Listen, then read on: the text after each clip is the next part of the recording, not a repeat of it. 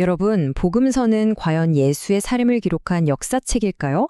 아니면 초대교회의 신앙 고백일 뿐일까요? 이 질문 하나가 20세기 신학계를 통째로 뒤흔든 거대한 논쟁의 시작이었습니다. 지금부터 그 뜨거웠던 논쟁의 한복판으로 들어가 보겠습니다. 네, 바로 이 질문입니다. 성경에 나오는 예수 이야기, 어디까지가 진짜 역사지? 이 질문이 던져지자 신학계는 거의 한 세기 동안 정말 치열한 논쟁에 휩싸였죠. 우리가 믿고 있는 예수와 역사 속에 실존했던 예수, 그 둘 사이의 거리는 과연 얼마나 되는 걸까요?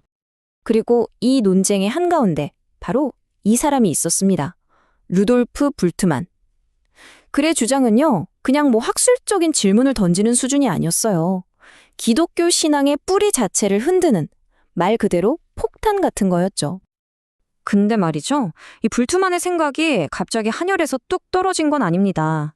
사실 그의 급진적인 주장은 거의 100년 동안이나 쌓여온 성경에 대한 비판적인 질문들의 정점이었다고 볼 수 있습니다.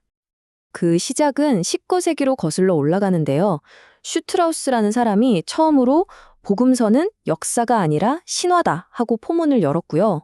그 뒤를 이어서 자유주의 신학자들은 예수에게서 기적 같은 초자연적인 요소는 싹 다 빼버리고 그냥 위대한 도덕 선생님 정도로 만들어 버렸죠. 그리고 마침내 20세기 초 브레데가 마가복음은 애초에 역사 기록이 아니야 라고 세기를 박으면서 불트만이 등장할 무대를 완벽하게 깔아준 셈입니다. 자, 그렇게 무대가 깔리자 드디어 불트만이 등판합니다.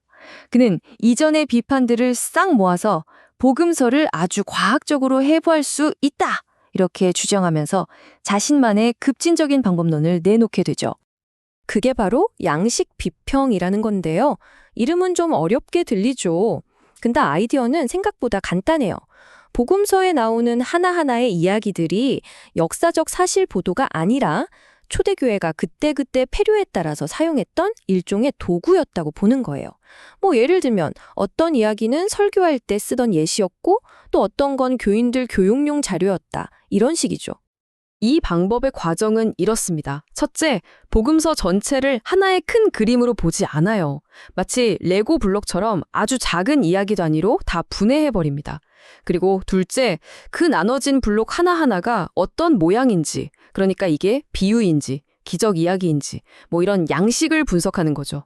그리고 가장 중요한 마지막 단계.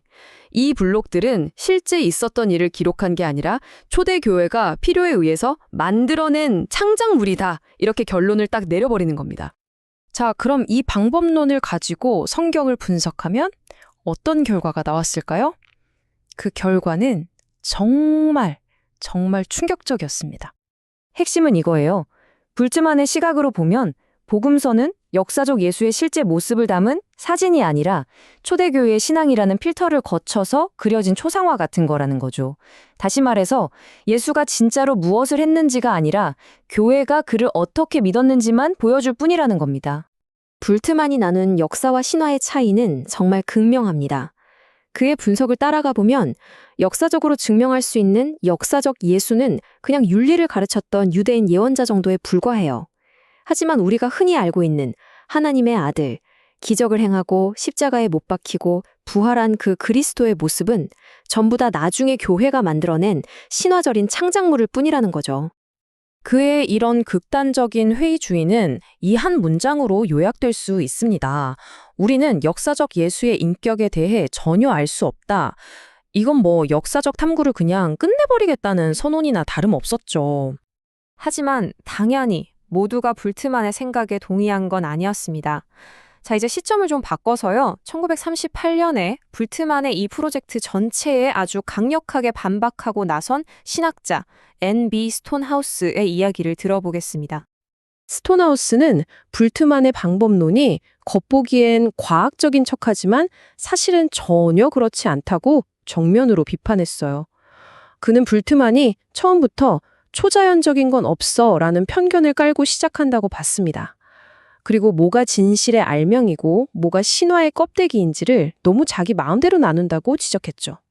근데 무엇보다도 예수의 삶을 바로 옆에서 지켜봤던 목격자들의 증언을 그냥 통째로 무시해버리는 아주 치명적인 오류를 범하고 있다고 주장했습니다. 스톤하우스가 인용한 이 비유가 그의 비판의 핵심을 아주 잘 보여줍니다. 만약 양식 비평가들이 옳다면 제자들은 부활 직후에 곧바로 승천했음에 틀림없다. 이게 무슨 말이냐면요. 예수가 죽고 부활한 뒤에 그걸 직접 보고 들었던 제자들이 눈 시퍼렇다 뜨고 살아있었는데 어떻게 그들 앞에서 완전히 꾸며낸 이야기가 만들어질 수 있겠냐는 거죠.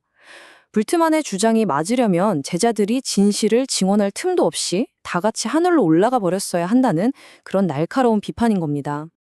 바로 이 지점에서 불트만의 진짜 생각이 드러나는 거예요. 그에게 신앙이라는 건 2000년 전에 실제로 무슨 일이 있었나? 이걸 믿는 게 아니에요. 그냥 지금 바로 여기서 복음의 메시지를 듣고 그래, 내 삶을 바꾸겠어 라고 결단하는 행위, 그 자체가 신앙이라는 거죠. 그러니까 그에게 역사적인 사실이 있었냐 없었냐는 애초에 중요하지 않았던 겁니다. 그리고 바로 이 지점에서 스톤하우스가 강력하게 반박합니다. 기독교의 본질은 무슨 철학이나 사상이 아니라 실제로 일어났던 사건에 대한 증언이라는 겁니다. 한마디로 역사 없이는 기독교도 없다는 선언이죠. 결국 이 두 사람의 논쟁은 우리 앞에 놓인 두 갈래 길을 보여주는 셈입니다. 우리의 신앙을 어디에 둘 것인가? 역사적 사실 위에 둘 것인가? 아니면 개인의 결단 위에 둘 것인가? 이 선택에 따라서 정말 모든 것이 달라집니다. 두 관점을 이렇게 정리해 볼 수 있겠네요. 불트만에게 신앙은 역사와 무관한 개인의 결단이지만 스톤하우스에게 역사는 신앙이 서 있는 바로 그 땅입니다. 자, 마지막 질문은 이겁니다. 예수는 그냥 중요한 메시지를 전달해준 전달자에 불과했을까요? 아니면 예수라는 존재 자체가 바로 메시지였을까요? 한 세기가 훌쩍 지난 지금도 이 질문은 여전히 우리 앞에 놓여 있습니다. 신앙은 과연 그 신앙의 뿌리가 되는 역사적 사건과 분리될 수 있을까요?